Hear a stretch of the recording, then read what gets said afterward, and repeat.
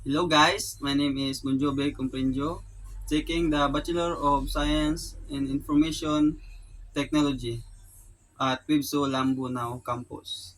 So looking back on my visit to Smart City Communication in Binyan, Laguna, PTB4, Topic Animation, and Mapua University. I am truly impressed by the variety of experiences and insight I gained from each place starting at Smart City Communication.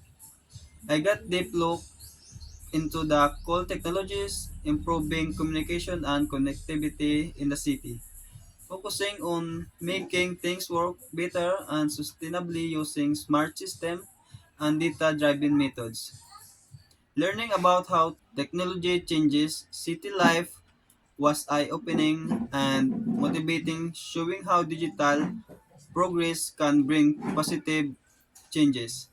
Moving on, PTV4, I learned a lot about media and broadcasting, seeing firsthand and tricky processes involved in sharing news and entertainment with a big audience.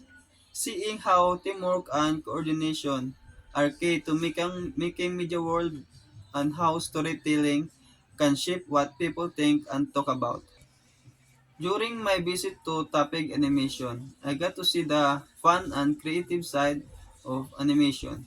Feeling and passion for art and storytelling, meeting talented animators and watching teamwork show me the endless possibilities of animation, making me appreciate the skill and effort that go into creating characters and world on screen. And exploring Mapua University gave me a peek into education and innovation.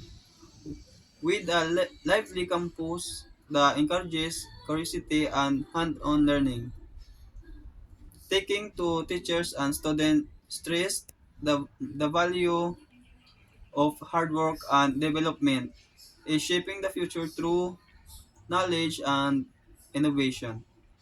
In general, each visit gave me a fresh view of society, covering technology, media, creativity, and education.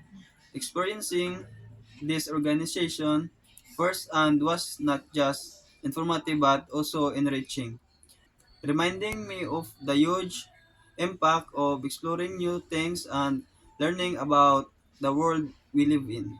Thank you.